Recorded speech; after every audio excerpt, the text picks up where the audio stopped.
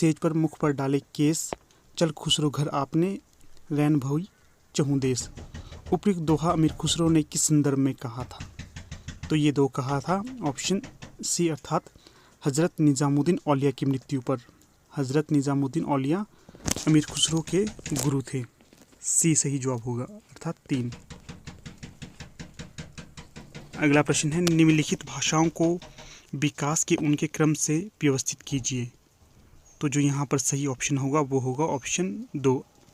तो सबसे पहले आएगा पहली प्राकृत, उसके पश्चात सौरसेनी, उसके पश्चात आएगा पूर्वी हिंदी और सबसे अंत में वर्तमान हिंदी।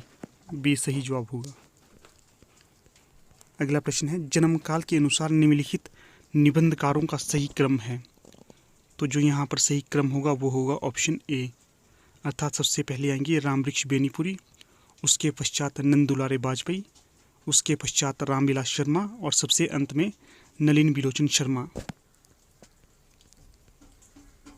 अगला प्रश्न है निम्नलिखित वर्ण्य विषयों को उनके संबंध उपन्यासों से सम्मिलित कीजिए।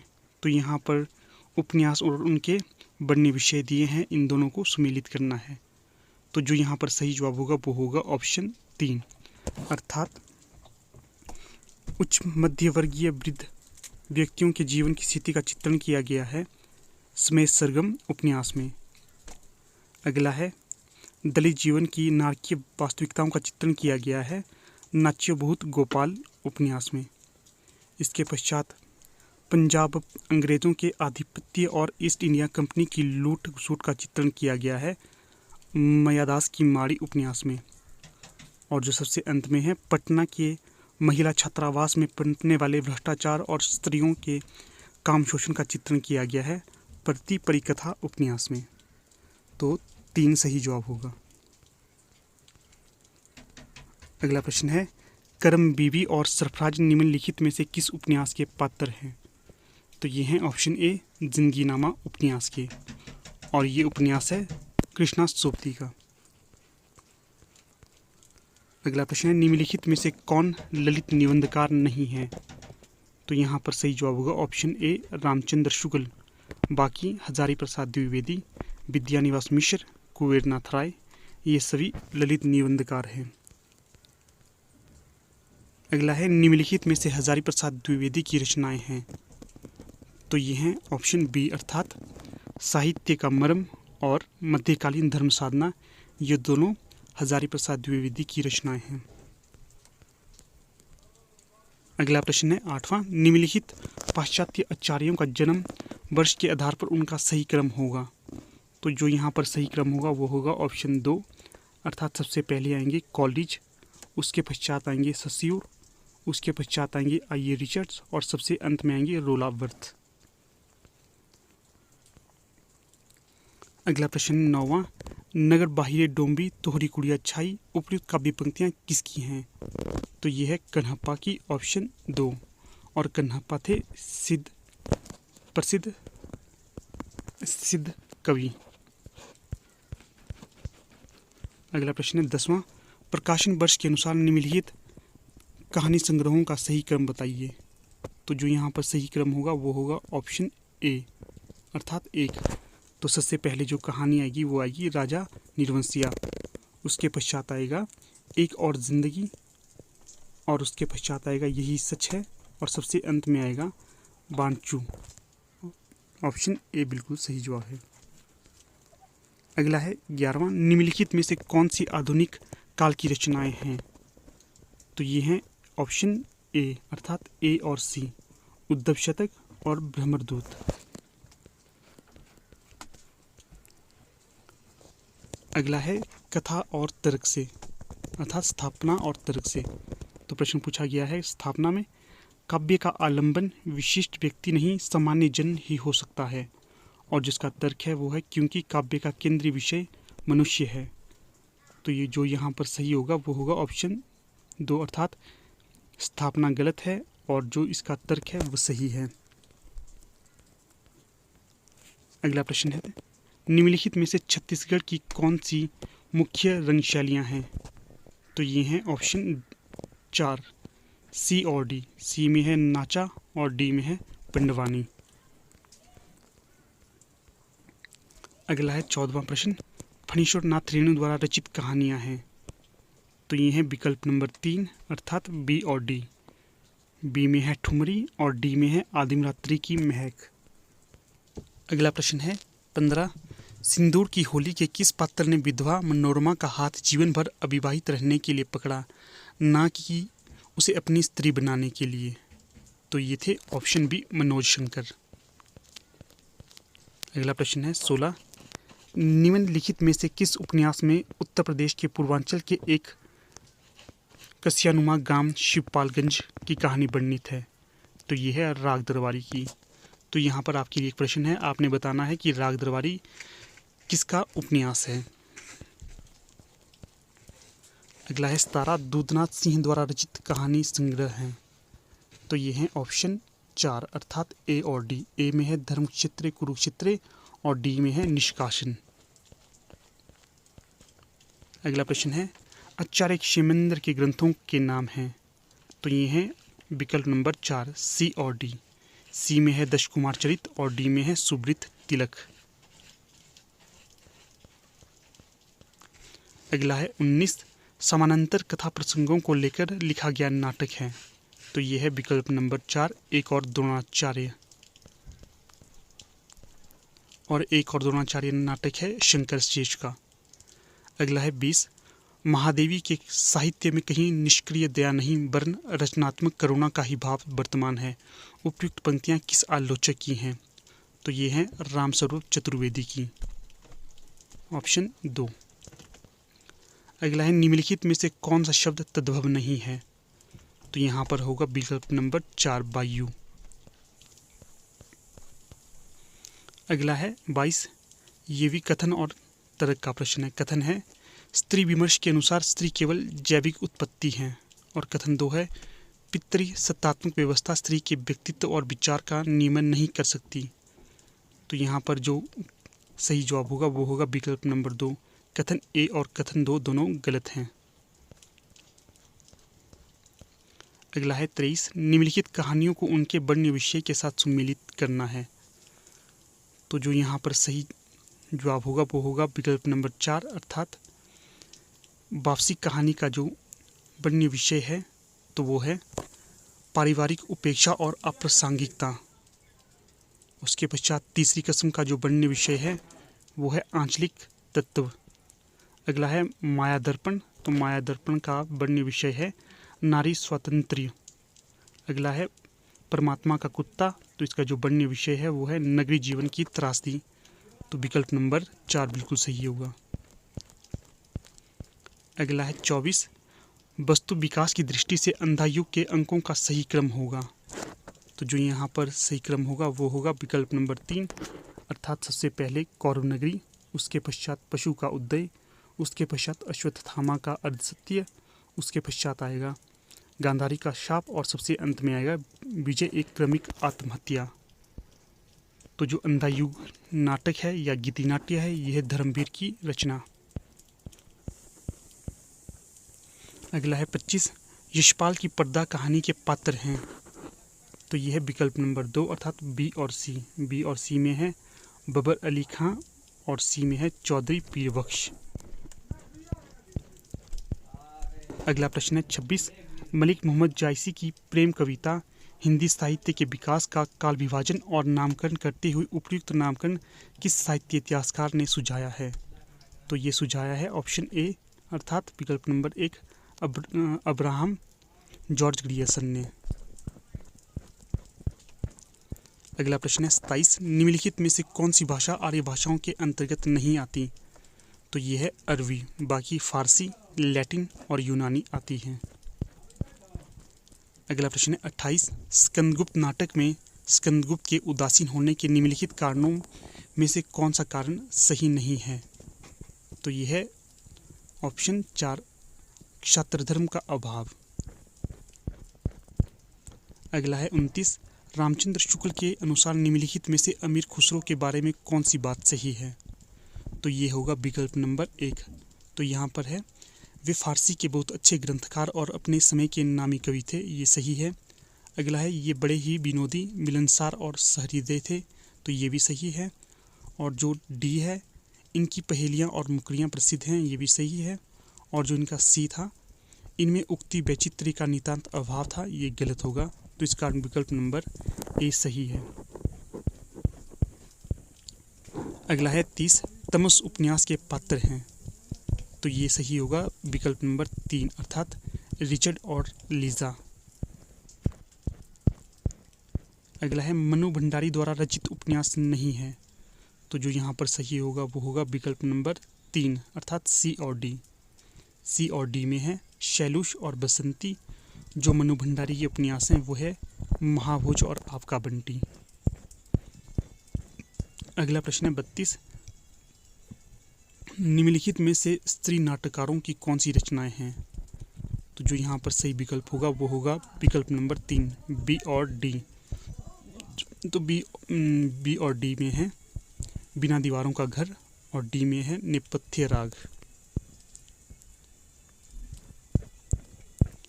अगला प्रश्न है 33, सूची ए में दी गई पत्रिकाओं को उनके संपादकों के साथ सम्मिलित करना है, तो जो यहाँ पर सही विकल्प होगा वो होगा विकल्प नंबर 3 अर्थात कविवचन सुधा का होगा भारतेंदु हरिश्चंद्र। अगला है हिंदी प्रदीप, तो इसका होगा बालकृष्ण भट्ट। अगला है ब्राह्मण, तो इसका होगा प्रताप नारायण मिश्र। और अंत में है सदादर्श, तो इसका होगा लाला श्रीनिवास दास। तो विकल्प नंबर 3 बिल्कुल सही है। अगला है 34, नीचे दो कथन दिए हैं, तो कथन 1 है साहित्य में लोक ही प्रमाण है। कथन 2 है लोक साहित्य की गुणवत्ता प्रमाणित करने के लिए शास्त्रीय प्रतिमानों की आवश्यकता होती है, तो जो यहाँ पर सही विकल्प होगा वो होगा विकल्प नंबर 3 अर्थात कथन 1 सत्य है किंतु कथन 2 गलत है। अगला प्रश्न है 35, रामचंद्र शुक्ल के अनुसार निम्नलिखित में से द्वाश्रय काव्य के रचयिता हैं, तो ये हैं हेमचंद्र सूरी, ऑप्शन बी। अगला है 36, निम्नलिखित में से कौन सा उत्तर आधुनिकता का तत्व नहीं है, तो ये है विकल्प नंबर 2 केंद्रवाद। बाकी विकेंद्रिता, विखंडन, स्थानीयता ये उत्तर आधुनिकता के तत्व हैं। अगला प्रश्न है 37, प्रेम मार्गी सूफी काव्य की विशेषताएं हैं, तो ये होगा विकल्प नंबर 2 अर्थात ए और सी।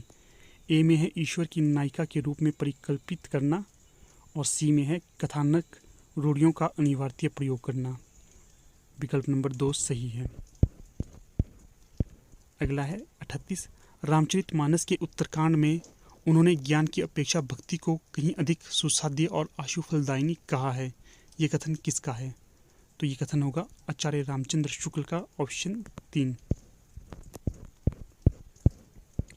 अगला प्रश्न है 39, रघुवीर सहाय की कविता संग्रहों का प्रकाशन वर्ष के अनुसार सही क्रम होगा, तो जो विकल्प सही है वो है विकल्प नंबर 3। तो यहाँ पर सही है आत्महत्या के विरुद्ध, उसके पश्चात आएगा हंसो हंसो जल्दी हंसो, उसके पश्चात आएगा लोग भूल गए हैं और सबसे अंत में आएगा कुछ पत्ते कुछ चिट्ठियाँ। अगला प्रश्न है 40, प्रेमचंद कृत प्रायश्चित कहानी के पात्र हैं, तो ये पात्र हैं ऑप्शन ए अर्थात सुबोध चंद्र और मदारीलाल। अगला है 41, सूची ए को सूची 2 से मिलाना है अर्थात लेखिकाओं और उनकी कृतियों को सुमेलित करना है, तो जो यहाँ पर सही विकल्प होगा वो होगा विकल्प नंबर 2। तो जो अलमा कबूतरी रचना है तो ये है मैत्री पुष्पा की। अगला है छिन्नमस्ता, तो ये रचना है प्रवाख्यतान की। अगला है सूखते चिन्नार, तो ये होगी मधु कांकरिया की रचना। अगला है पारिजात, तो ये है नासिरा शर्मा की रचना। विकल्प नंबर 2 सही है। अगला प्रश्न है 42, राजभाषा आयोग 1955 के अनुसार निम्नलिखित सुझाव दिए गए हैं, तो जो सुझाव दिए हैं इस विकल्प के अनुसार सही होगा विकल्प नंबर 2 अर्थात हिंदी सर्वाधिक बोली और समझे जाने वाली भाषा है, सही है। अगला है 14 वर्ष की उम्र तक भारत के प्रत्येक विद्यार्थी को हिंदी का ज्ञान करा देना चाहिए, ये भी सही है। और जो अगला सही होगा वो होगा उच्च न्यायालयों में क्षेत्रीय भाषाओं का व्यवहार होना चाहिए, ये भी सही है। और जो यहाँ पर गलत होगा वो होगा विकल्प नंबर 3, अर्थात भारत सरकार के प्रकाशन अधिक से अधिक अंग्रेजी में किए जाएं। तो इस प्रकार विकल्प नंबर 2 बिल्कुल सही है। अगला प्रश्न है विद्यानिवास मिश्र द्वारा रचित निबंध नहीं है। तो यहाँ पर ये नहीं होंगे विकल्प नंबर ए, अर्थात ए और सी। ए और सी में है अस्मिता के लिए और अंगद की नीति। जो विद्यानिवास मिश्र के निबंध हैं वे हैं किस किस को नमन करूं, कुछ चंदन की कुछ कपूर की। अगला प्रश्न है 44, निम्नलिखित में से कौन सी अवधारणा मार्क्सवादी विचारधारा के प्रतिकूल है। तो ये होगी ऑप्शन बी, इतिहास चक्र। अगला प्रश्न है द्विवेदी युगीन कविताओं की विशेषताएं हैं। तो ये होंगी विकल्प नंबर 4, अर्थात बी और डी, इतिवृत्तात्मकता और प्रबंधात्मकता। बी और डी सही जवाब है। अगला प्रश्न है निम्नलिखित कृतियों को उनके प्रकाशन वर्ष के अनुसार सुमेलित कीजिए। तो जो यहाँ पर सही विकल्प होगा वो होगा विकल्प नंबर 1, अर्थात लोकायतन। लोकायतन का है 1964, आंसू आंसू का है 1925। अगला है भारत भारती। तो भारत भारती का होगा 1912 और अंतिम है चित्ररेखा। तो चित्ररेखा का होगा 1935, विकल्प नंबर ए। अगला है 46, तो प्रश्न ही हो चुका है। अगला है 48, देश प्रेम है क्या, प्रेम ही तो है, इस प्रेम का आलंबन क्या है, सारा देश अर्थात मनुष्य पशु पक्षी नदी नाले वन सहित सारी भूमि। उक्त कथन किसका है। तो ये कथन है ऑप्शन बी, रामचंद्र शुक्ल का। अगला प्रश्न है चंद्रगुप्त नाटक में चाणक्य की संवादोक्तियों निम्नलिखित में से कौन सी हैं। तो ये होगा विकल्प नंबर 2, अर्थात बी और सी। समझदारी आने पर यौवन चला जाता है। अगला सी है महत्वाकांक्षा का मोती निष्ठुरता की सीपी में रहता है। विकल्प नंबर 2 सही है। अगला और आज का अंतिम प्रश्न है निम्नलिखित में से तालव्य वर्ण है। तो जो यहाँ पर तालव्य वर्ण होगा वो होगा विकल्प नंबर 2, अर्थात ए और डी। अगला प्रश्न है 51, जगदीश चंद्र माथुर के नाटकों के मुख्य स्वर हैं। तो जो यहाँ पर जगदीश चंद्र माथुर के नाटकों का मुख्य स्वर होगा तो वो होगा विकल्प नंबर 3, अर्थात ए और सी। ए में है प्राचीन पात्र प्रसंगों द्वारा सामयिक समस्याओं का प्रकाशन करना और सी है रामलीला पद्धति द्वारा तुलसी के मानस मर्म को आधुनिक पाठकों तक पहुंचाना। विकल्प नंबर सी बिल्कुल सही है। अगला प्रश्न है 52, आचार्य महावीर प्रसाद द्विवेदी का अस्थिरता शब्द संबंधी विवाद किस लेखक से हुआ था। तो ये हुआ था विकल्प नंबर 2, बालमुकुंद गुप्त। अगला प्रश्न है 53, मार्क्सवादी दर्शन के अनुसार निम्नलिखित में से कौन से कथन सही हैं। तो जो यहाँ पर सही होंगे तो वो होंगे विकल्प नंबर ए, अर्थात ए और बी। ए में है मानव सभ्यता के विकास की पहली मंजिल आदिम साम्यवाद की थी और बी में है मानव समाज का इतिहास वर्ग संघर्षों का इतिहास है। तो विकल्प नंबर 1 बिल्कुल सही है। अगला प्रश्न है 54, तो यहाँ पर पूछा गया है यदि श्रद्धा और मनु अर्थात मनन के सहयोग से मानवता का विकास रूपक है तो यह भी बड़ा ही भावमय और श्लाघनीय है। कामायनी के संदर्भ में उपयुक्त कथन किसका है। तो ये कथन है जयशंकर प्रसाद जी का और कामायनी इन्हीं की रचना है। अगला प्रश्न है 55, रामचंद्र शुक्ल के अनुसार नाथों की संख्या है। तो आचार्य रामचंद्र शुक्ल ने नाथों की संख्या मानी है 9 और हिंदी साहित्य का इतिहास इनका प्रसिद्ध इतिहास ग्रंथ है और इसका प्रकाशन वर्ष 1929। अगला प्रश्न है ओ मेरे आदर्शवादी मन और मेरे सिद्धांतवादी मन, अब तक क्या किया, जीवन क्या जिया। उपयुक्त पंक्ति के आधार पर निम्नलिखित में से क्या सही नहीं होगा। तो जो यहाँ पर सही नहीं होगा तो वो होगा विकल्प नंबर 3, असमंजस की स्थिति। बाकी स्वयं से असंतुष्टि, आत्मालोचन, आत्ममंथन ये सही होंगे। अगला प्रश्न है 57, फोर्ट विलियम कॉलेज कलकत्ता के संबंध में निम्नलिखित में से कौन सा कथन सही नहीं है। तो जो यहाँ पर गलत कथन होगा तो वो होगा 3, अर्थात आधुनिक भारतीय भाषाओं की जानकारी नहीं दी जाती थी। और जो सही कथन होंगे तो ये होंगे, इस कॉलेज के प्राचार्य जॉन गिलक्राइस्ट थे। दूसरा है, इंग्लैंड से नवागत अंग्रेज अफसरों के प्रशिक्षण की व्यवस्था थी। अंतिम है, इसकी स्थापना 1800 ईस्वी में हुई थी। अगला प्रश्न है 58, निम्नलिखित में से दलित आत्मकथाएं नहीं हैं। तो जो यहाँ पर दलित आत्मकथाएं नहीं होगी तो वो है विकल्प नंबर 4, अर्थात ए और सी दलित आत्मकथाएं नहीं हैं। ए में है आज के अतीत और सी में है पानी बीच मीन प्यासी। जो यहाँ पर दलित आत्मकथाएं होंगी तो वह हैं तिरस्कृत और मेरी पत्नी और भेड़िया। अगला प्रश्न है 59, निम्नलिखित में से कौन सा कथन सही नहीं है। तो जो यहाँ पर गलत कथन होगा तो वो होगा विकल्प नंबर 4, अर्थात अरस्तु का अनुकरण सिद्धांत प्लेटो के अनुकरण सिद्धांत का अनुकरण मात्र है। तो ये गलत होगा। और जो सही विकल्प हैं वे हैं, अरस्तु का अनुकरण सिद्धांत प्लेटो के अनुकरण सिद्धांत से सर्वथा भिन्न है। तो ये सही है। अगला है, अरस्तु ने स्पष्ट कर दिया है कि कवि और चित्रकार के माध्यम अलग अलग हैं। ये भी सही है। अगला है, प्लेटो ने अनुकरण को सभी कलाओं की एकता का सामान्य आधार माना है। तो ये भी सही है। अगला प्रश्न है 60, निम्नलिखित में से कौन सा निबंध की तात्विक विशेषता नहीं है। तो ये होगा विकल्प नंबर 3, संवादात्मकता। बाकी अनुवीति, विचारात्मकता, आत्मव्यंजकता ये निबंध की तात्विक विशेषताएं हैं। अगला प्रश्न है 61, भवानी प्रसाद मिश्र की कविता सतपुड़ा के जंगल में गौड़ जाति निम्नलिखित में से किसको पालती थी। तो ये होगा विकल्प नंबर ए, मुर्गे और तीतर। अगला है 62, सांप्रदायिक विद्वेष और विभाजन की त्रासदी पर आधारित उपन्यास हैं। तो जो यहाँ पर सही विकल्प होगा तो वो होगा विकल्प नंबर 4, अर्थात सी और डी। सी में है तमस और डी में है झूठा सच। अगला प्रश्न है 63, सीताहरण तात जनी कहेऊ पिता संजाई, जो मैं राम तोकुल सहित कहेही दशानन जाई। उक्त उद्धरण में कौन सी ध्वनि है। तो जो यहाँ पर ध्वनि होगी तो ये होगी विकल्प नंबर ए, अर्थांतर संक्रमित वाच्य ध्वनि है इसमें। अगला प्रश्न है, प्रकाशन वर्ष की दृष्टि से निम्नलिखित कविता संग्रहों का सही अनुक्रम होगा। तो जो यहाँ पर सही विकल्प होगा तो वो होगा विकल्प नंबर 2, अर्थात सबसे पहले आएगा परिमल, उसके पश्चात लहर, उसके पश्चात ग्राम्या और सबसे अंत में दीपशिखा। अगला प्रश्न है 65, नीचे दो कथन दिए हैं, एक है स्थापना और दूसरा है तर्क। तो स्थापना और तर्क को देखते हैं।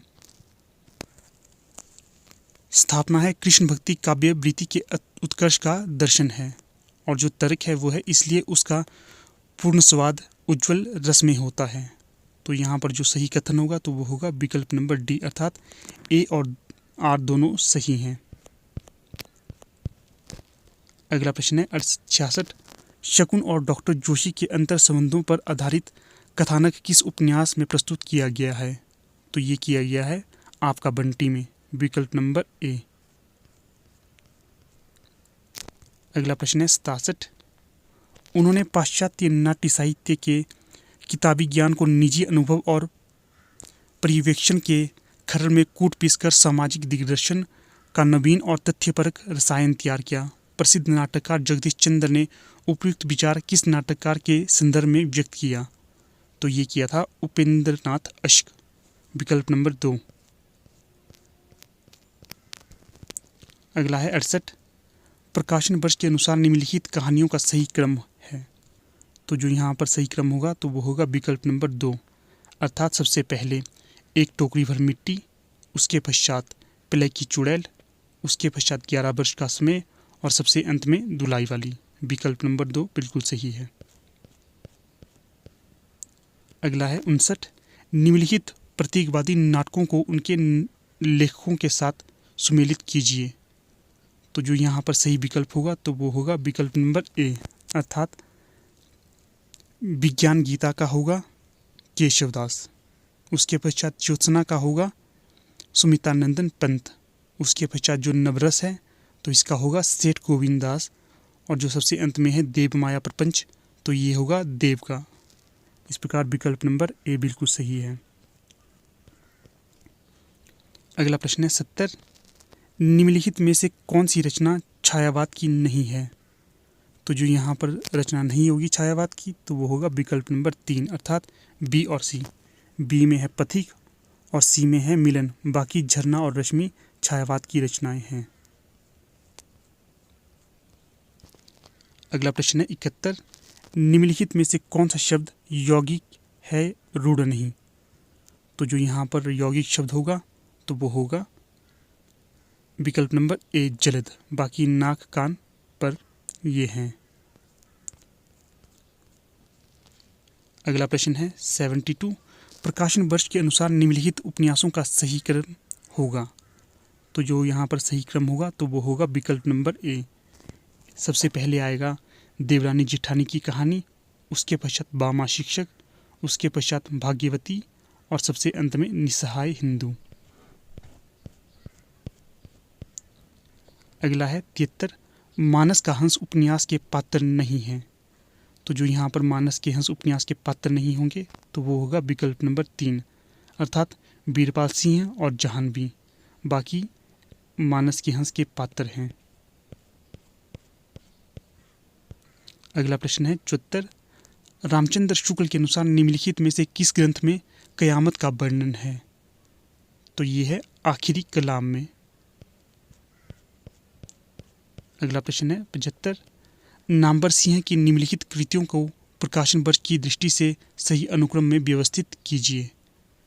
तो जो यहाँ पर सही विकल्प होगा तो वो होगा विकल्प नंबर 4 अर्थात सबसे पहले हिंदी के विकास में अपभ्रंश का योग, उसके पश्चात छायावाद, उसके पश्चात कविता के नई प्रतिमान और सबसे अंत में दूसरी परंपरा की खोज। अगला प्रश्न है, निम्नलिखित आचार्यों को उनके कालखंड के साथ सुमेलित कीजिए। तो जो यहाँ पर सही विकल्प होगा तो वो होगा विकल्प नंबर 4 अर्थात सबसे पहले ममट का होगा 11वीं सदी का उत्तरार्ध, उसके पश्चात आएगा भाम का होगा 6ठी सदी का मध्यकाल, उसके पश्चात आएगा शंकुक का होगा 9वीं सदी का आरंभ, और जो विश्वनाथ है तो इनका होगा 14वीं सदी, विकल्प नंबर डी। अगला प्रश्न है 77, निम्नलिखित रचनाकारों को उनकी रचनाओं के साथ सुमेलित कीजिए।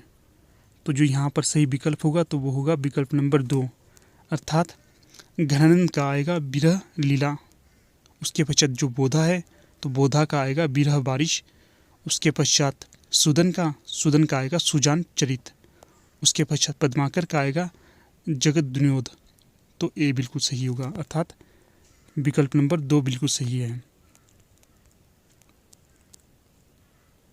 अगला प्रश्न है 78, अंधायुग के निम्नलिखित पात्रों को उनकी प्रमुख चारित्रिक विशेषताओं के साथ सुमेलित कीजिए। तो जो यहाँ पर सही विकल्प होगा तो वो होगा विकल्प नंबर 3 युत्सु का है सत्याग्रही, अश्वत्थामा का होगा पाशविक प्रतिहिंसक, संजय का होगा कर्मलोक से बहिष्कृत तटस्थ, और जो विदुर का होगा तो वो होगा संशयग्रस्त, विकल्प नंबर 3 बिल्कुल सही होगा। अगला है त्रिशंकु के नाटककार कौन है? तो ये हैं बृजमोहन शाह, विकल्प नंबर 2। अगला है 80, निम्नलिखित में से टी.एस. इलियट की पुस्तकें हैं। तो ये होगा विकल्प नंबर 2 अर्थात बी और डी। बी है द सेक्रेड वुड और डी है द वेस्टलैंड। अगला है 81, निम्नलिखित में से कौन सा कथन सही है? तो जो यहाँ पर सही कथन होगा तो वो होगा विकल्प नंबर 3 अर्थात कॉलेज के अनुसार किसी कृति का मूल्य उसकी कलात्मकता में ही है, उसके बाहर नहीं। तो ये कथन सही होगा, बाकी कथन गलत हैं। अगला है 82, पुनर्जागरण के संबंध में निम्नलिखित में से कौन सा कथन सही है? तो जो सही कथन होगा तो वो होगा ए अर्थात ए और डी। ए में है दो जातीय संस्कृतियों की टकराहट और डी है मनुष्य के संपूर्ण तथा संश्लिष्ट रूप की खोज की गई है। तो विकल्प नंबर ए बिल्कुल सही है। अगला प्रश्न है 83, तारीख निम्नलिखित में से किस भाषा का मूल शब्द है? तो ये है अरबी भाषा का, विकल्प नंबर 2। अगला प्रश्न है 84, आधुनिक ईरान की पृष्ठभूमि पर रक्त रंजित क्रांति का चित्रण निम्नलिखित में से किस उपन्यास में किया गया है? तो ये किया गया है 7 नदियां एक समुंदर, विकल्प नंबर 3। अगला प्रश्न है 84, तो ये प्रश्न हो चुका है। अगला है 87, सादो देखो जग बिराना, सांची कहो तो मारन धावे झूठे कहे पतियाना। हिंदू कहत है राम हमारा, मुसलमान रहमान, आपस में दो लड़े परंतु मर्म कोई नहीं जाना। उपयुक्त पंक्तियों का कबीर का क्या संदेश है? उपयुक्त पंक्तियों में कबीर का संदेश है धार्मिक असहिष्णुता, विकल्प नंबर 1। अगला है 86, निम्नलिखित में से किस बिंदु पर महात्मा गांधी और डॉक्टर भीमराव अंबेडकर के बीच मतभेद था? तो ये था अलग अलग मतदाता सूची के लिए। अगला है 88, निम्नलिखित बोली वर्गों को उनके संबंध बोलियों के साथ सुमेलित कीजिए। तो जो यहाँ पर सही होगा तो वो होगा राजस्थानी का मालवी। उसके पश्चात है पश्चिमी हिंदी, तो इसका होगा कन्नौजी। फिर है पूर्वी हिंदी, तो पूर्वी हिंदी का होगा छत्तीसगढ़ी। फिर है बिहारी हिंदी, तो बिहारी हिंदी का होगा भोजपुरी, विकल्प नंबर ए बिल्कुल सही है। अगला प्रश्न है लाला ब्रजकिशोर और मुंशी चुन्नीलाल निम्नलिखित में से किस उपन्यास के पात्र हैं? तो ये हैं विकल्प नंबर डी परीक्षा गुरु उपन्यास के पात्र। अगला है 90, नीचे दो कथन दिए हैं। कथन 1 है छायावाद श्रृंगार लिप्सा का काव्य है, और कथन 2 है वस्तुतः रीतिकालीन श्रृंगार भावना ही छायावाद में अज्ञात आलंबन का आधार बनी। तो उपयुक्त कथनों के आलोक में निम्नलिखित विकल्पों में से सही उत्तर चुनें। तो जो यहाँ पर सही विकल्प होगा तो वो होगा विकल्प नंबर 2, अर्थात कथन 1 और कथन 2 दोनों गलत हैं। अगला प्रश्न दोस्तों गद्यांश से है। यहाँ पर मैं पूरा गद्यांश नहीं पढ़ूंगा, जो सही उत्तर होगा तो वो बता दूंगा। तो जो पहले का 91 का सही उत्तर होगा तो वो होगा बी, अर्थात कल्पना के महत्व की प्रतिष्ठा की गई है।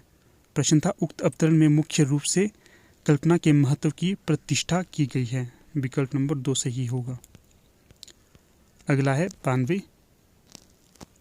प्रश्न था उसे ऐसे स्वरूप खड़े करने पड़ते हैं जिनके द्वारा रति हास शोक क्रोध घृणा आदि स्वयं अनुभव करने के कारण कवि जानता है कि श्रोता भी अनुभव करेंगे। वाक्य में प्रकारांतर से साधारणीकरण का महत्व रेखांकित किया गया है, विकल्प नंबर 2 सही है। अगला है 93, उक्त अवतरण से ध्वनित होता है। तो ये होता है लेखक रसवादी है, विकल्प नंबर 3। अगला है 94, अपनी अनुभूति की व्यापकता के कारण मनुष्य पात्र की अनुभूति को तथा उसके विषयों को अपने हृदय में रखने वाले ही ऐसे स्वरूपों को अपने मन में ला सकते हैं। वाक्य में कवि हृदय की विशिष्टता की ओर संकेत किया गया है, विकल्प नंबर 2। अगला प्रश्न है 95, उक्त अवतरण से स्थापित किया गया है कि कल्पना के बगैर साधारणीकरण संभव नहीं है, विकल्प नंबर ए सही है। अगला प्रश्न है 96, उपयुक्त अनुच्छेद के आधार पर निम्नलिखित में से साहित्य की लोकप्रियता का मूल कारण है। तो यह है लाखों लाख मनुष्यों की चेतना पर आधारित है, विकल्प नंबर 2। अगला है 97, उपयुक्त अनुच्छेद के आधार पर साहित्य की श्रेष्ठता का क्या मानदंड है? तो यह है जातीय जीवन पर अखिल शक्ति की प्राणधारा से निविड़ संयोग, विकल्प नंबर डी। अगला है 98, उपयुक्त अनुच्छेद के आधार पर निम्नलिखित में से कौन सा कथन सही नहीं है? तो ये होगा विकल्प नंबर 3, अर्थात मनुष्य का समष्टि जीवन उसके व्यक्ति जीवन को सीमाबद्ध नहीं करता है। अगला है 99, उपयुक्त अनुच्छेद के आधार पर निम्नलिखित में से सर्वाधिक सार्थकता का कारण है? तो ये है जीवन को प्रगतिशील बनाना। अगला और अंतिम प्रश्न है, उपयुक्त अनुच्छेद के आधार पर निम्नलिखित में से कौन सा कथन सही है? तो जो यहाँ पर सही कथन होगा तो वो होगा विकल्प नंबर 3, अर्थात साहित्य की लोकप्रियता का कारण है असंख्य जन समुदाय पर प्रभाव। तो ठीक है दोस्तों, यहाँ पर हमारी वीडियो का समापन हो जाता है। हम जल्द ही आपके साथ फिर मुलाकात करेंगे एक नई वीडियो के साथ। तब तक के लिए धन्यवाद।